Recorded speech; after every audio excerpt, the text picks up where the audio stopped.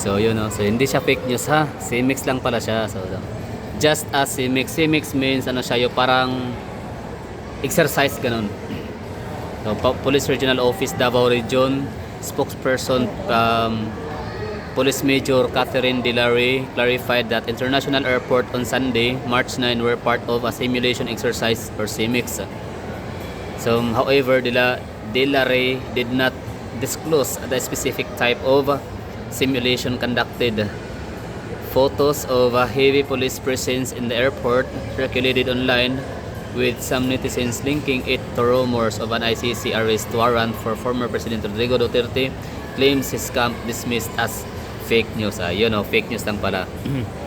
I mean, false, hindi siya fake news, kumbaga false alarm. Siyempre, nanibago ang mga taga Davao, no? Bakit nagkaroon ng maraming mga ganyang mga kapulisan tropa sa airport. And medyo alarming siya kasi daw, mga Ilocano dialect pa, no? Mga Ilocano Tagalog. So, yun, nagkaroon ng ng speculation na huhulihin si dating Pangulong Duterte ng ICC. Hindi pala totoo, no? So it's CMX lang, CMX simulation exercise. Okay. So yun, no, lang pala siya, CMX. So hindi pala siya hindi siya tunay na wala naman nasabi. Wala nasasabi na huhulihin si Digong ngayon. Wala lang. Ako baga siya, yung namataan lang.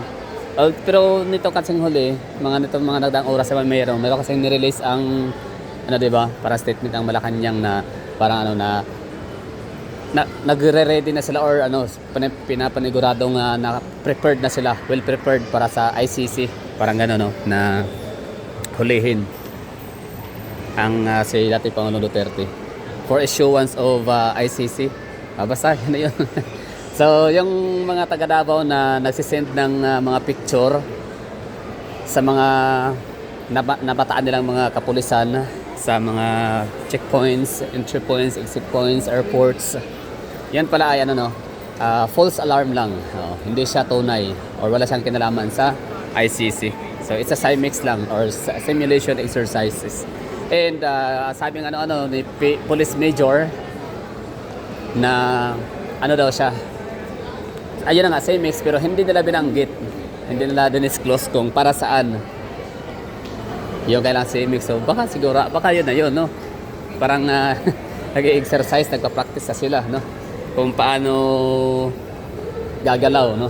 Kung ano yung mga parang pattern para hulihin si dating Pangulong Duterte. Ano sa tingin nyo? Pwede ba yun? No? CMX. So, bakit magkakaroon ng CMX? Ako kasi pagkakaalam ko sa CMX, yan yung gagawa ng exercise nga kung paano mag-respond sa mga sakuna, like mga emergency cases or emergency situations like earthquakes, which is very very normal. I mean, hindi pa ibig sabihin is or very common, no, sa Davao. Like kapag lilindulin tayo sa Davao, hindi na tayo nagtataka or di na tayo magugulantang, no, or magugulat or masashock, like ma-surprise, gano'n, no, kasi nga yearly, in fairness nga last year, no, 2024, himala, walang lindol. So yun yung CMX, mga response, no, kung paano mag-respond ang mga tao sa mga ganong cases, mga lindol, sunog, CMX. So ngayon sa mga dyan, mga taga-airport, so although may nag-comment naman dyan na taga-airport daw siya, so normal lang daw yun, walang ICC. So yeah, hindi siya fake, hindi naman siguro fake news kasi hindi naman sinabing huhulihin si Digong eh. Kumbaga nagtatanong lang ang mga tao, kumbaga naghanap na ng confirmation ba kung may katotohanan ba yung mga claim, no, ng marami. I mean, parang parang speculation nga, di ba? Means hindi siya confirmed ba. So yun na, kinumpirma na ngayon, mayroon na tayong nabasa sa Sunstar Davao na CMX lang talaga siya. Edi yun naman pala. Pero yun nga lang, hindi nila dinisclose, which is prerogative nila yun na wag i-disclose ang para saan ang CMX nila. So sila nakakaalam. Basta dati yung kay ano, Pastor Apollo Kibuloy, di ba? Grabe yung tension dati na nagaganap. Daming kapulisan, no? Dala ni Torre, General Torre. Tapos sa Muslim, mga Tagalog, mga Tagaluzon, taga ibang rehiyon, no? Ng Mindanao. Para hulihin siya, no? Pastor Apollo Kibuloy.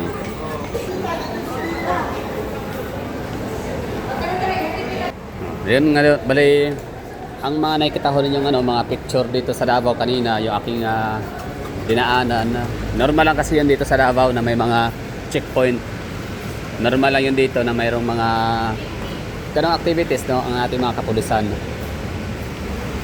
Kasi Davao City, ano yan eh, ulitin ko sa inyo, ang ano sa Davao, isa sa pinakamalaking budget talaga dito ay napupunta sa security, napupunta sa security, yun.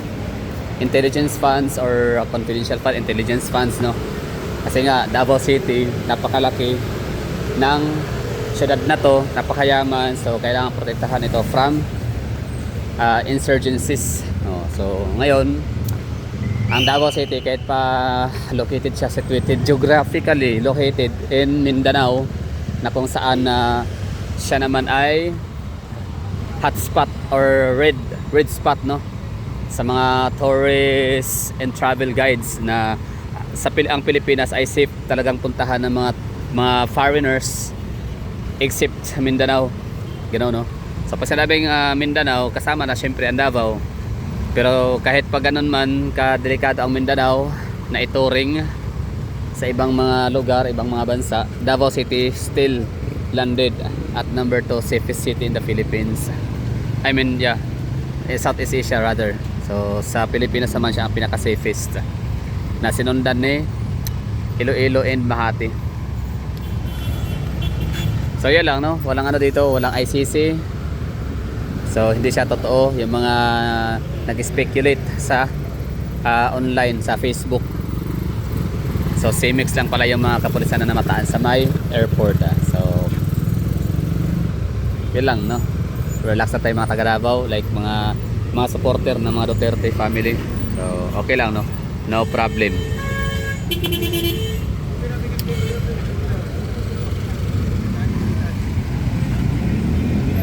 So, sa mga nagsabi dyan na fake news ako, may isa dyan nagsabi, may nag-comment na fake news ako. Hindi ko naman sinabing fake, ano, pahulihin. Ako nagtatanong lang din naman kung totoo ba, pahulihin na nga ba talaga si Tatay Digong base dun sa mga kumakalat. Ako di naman fake news, kasi ang fake news yun yung talagang sinabi mo na buo yung with conviction, conviction, di ba? Yung sinabi mo na yun na, okay, example, sabihin ko, okay, breaking news, Rodrigo Roa Duterte, dating Pangulong Duterte, hinuli or huhulihin na ng ICC ngayong araw na to, di ba? Yun pala hindi, yun ang fake news. Pero kung matatanong lang naman, huhulihin na ba talaga? Totoo ba na huhulihin na? So syempre, yun yung keyword natin, huhuli na ba talaga totoo ba? May katotohanan ba na huhulihin na dating Pangulong Rodrigo Roa Duterte sa araw na to, March 9, Linggo?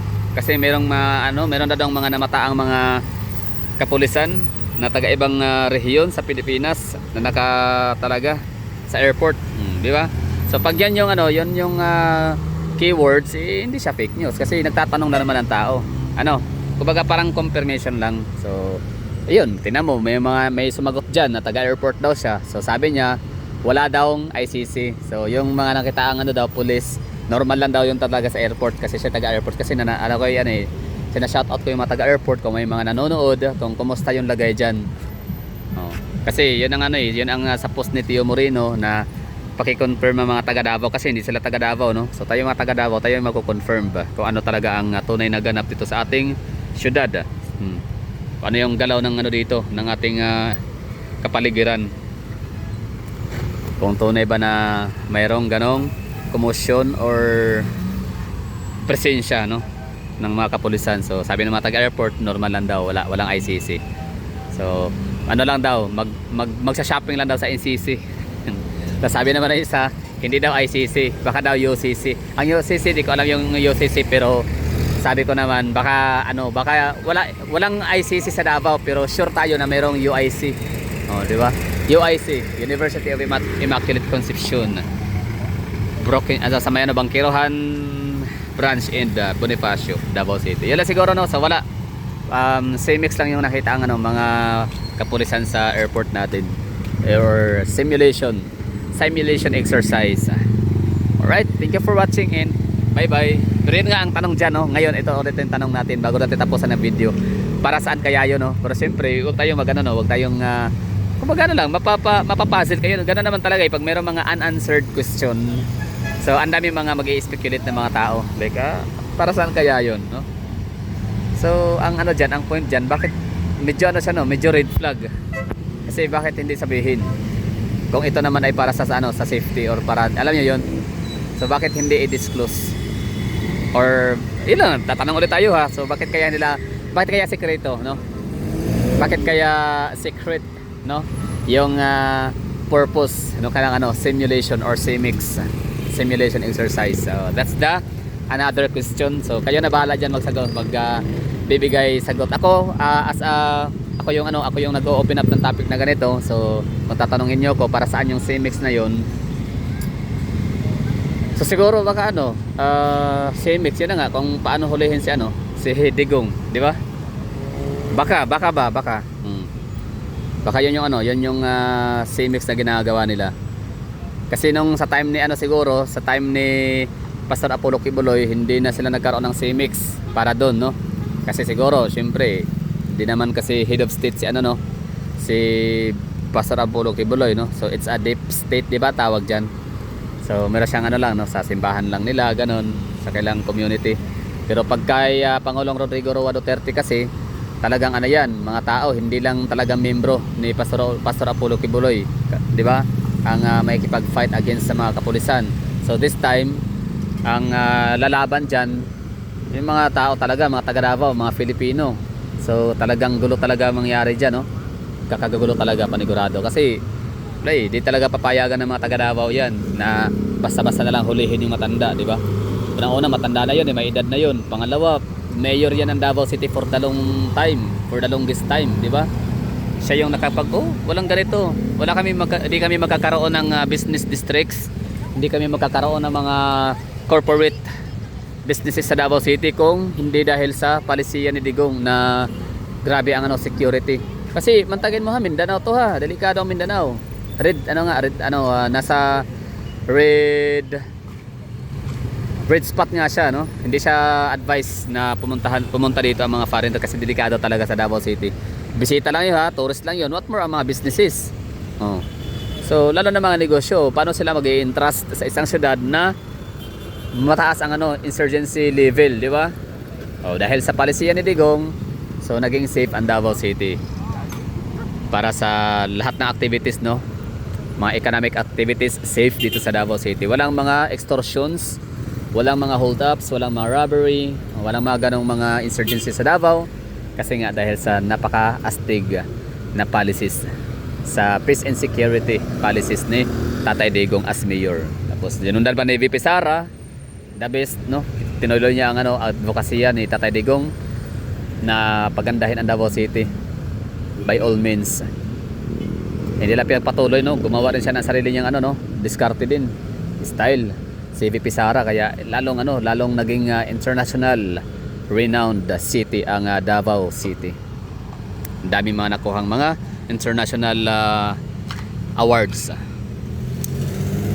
So yun, no? Kaya gano'n na lang, mga hindi taga Davao maaring hindi niya nagigits bakit, di ba? Bakit namin talaga pinagtatanggol, no? Ang mga Duterte family kasi sila talaga yung nakapagpabago ng Davao City. Dahil sabi nga nila, from Nicaragua state of the Philippines ang Davao City into benchmark city of the Philippines. Benchmark city of the Philippines, bakit ko nasabi? Kasi nga pinakauna siya nagkaroon ng anti-smoking ordinance, pinakaunang nagkaroon ng underground cabling system, pinakaunang nagkaroon ng Children's and Women's Desk Office. Basta yung sa police station, parang ganun. Ginaya. So Malasakit Center. Hindi, ano yan eh, ang tawag dito sa Davao, Lingap, Malasakit Center ni Bongo or nila na mga Duterte, tapos yun throughout the Philippines na siya ngayon, no? So talaga napapakinabangan siya. So yung mga ganong ano lang, no, mga ilan lang yun, mga no fireworks display, bawal, no, mga pinagbabawal ang pagyoyosi sa mga lugar, pagpapaputok ng mga fireworks, firecrackers, fireworks display sa mga okasyon gaya ng Pasko at New Year. So bawal sila sa Davao. So may mga syudad na rin na gumaya. As far as I know, ang Muntinlupa City, pinagbawal na rin daw, no. Parang inadapt nila yung ano, yung estilo ng Davao City na bawal mag paputok, fireworks display o kahit anumang mga paputok. Yun lang ano pagkakaalam ko. So Davao City ay from Nicaragua state of the Philippines. Eh, naging ano na siya in the 80s. So ngayon ay naging ano na siya, no, international or ano, naging benchmark city sa Pilipinas. RS Ride Safe.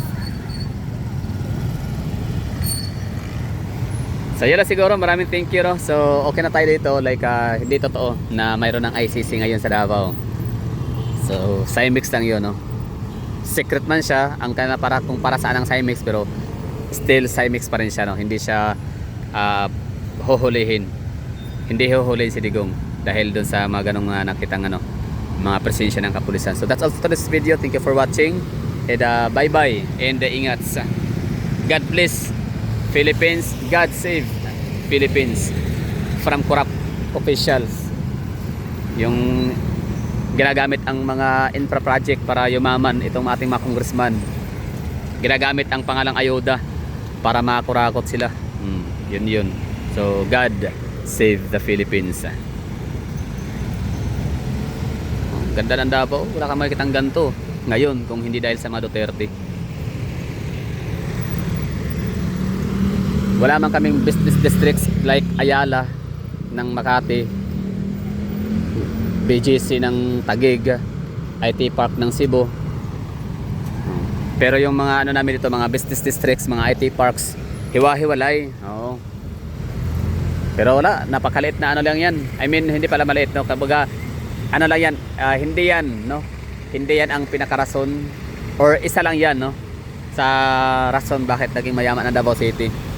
Ang pinaka ano talaga dito, bakit na mayaman ang Davao City, unang-una dahil sa agricultural products namin dito. At syempre maraming tao, no, mataas ang ano, ang purchasing power ng Davao. Kasi nga 2 million population. Tapos ang poverty incidence dito ay 5% lang. So that's ano, no, nasa ilan ba ang 5% ng 20 million? O di ba? Merong ano lang, 100,000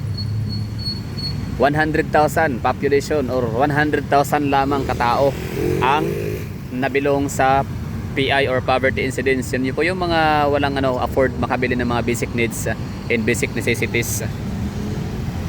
So yung ano, the rest, so sa out of 2 million, so meron kaming ano, 1,900,000 population naman yung afford mag-purchase ng mga cellphone, di ba? Ng mga services. So yun yung ano, yun yung isa sa pinakayaman ng Davao, yung mga tao. Dahil mataas ang purchasing power. So bakit mataas ang purchasing power? Kasi may pera. Kahit paano ano. So agriculture, meron kami dito, may mga palayan kami, meron kaming sagingan, meron kaming durian, mangustin, lansones, mangga, meron kaming ano pa? Ano pa ba yun, hindi ko nabanggit, chocolate, kakao, gano'n, no? Meron kaming ano, mga palaisdaan. Meron ba? O meron pantat, di ba? Farm din, palaisdaan yan, mga hito, ano? Oh, farm din yan, palaisdaan din yan. I mean, ano, pangkabuhayan, pagkakakitaan din yan, pera. So, yun, mataas ang purchasing power. Meron kaming ano, mayaman naming agricultural lands. So, yun po yung ano, nagbibigay ng malaking GDP sa Davao City. So, mayaman ang Davao City. And all of that, mga na-mention ko yun just because of Duterte, kaya mayaman ang Davao City consistently. Oo, mula noon nung ano, mga early 2000, basta 2090s, talagang isa sa may pinakamataas na clout ang ano, Davao City.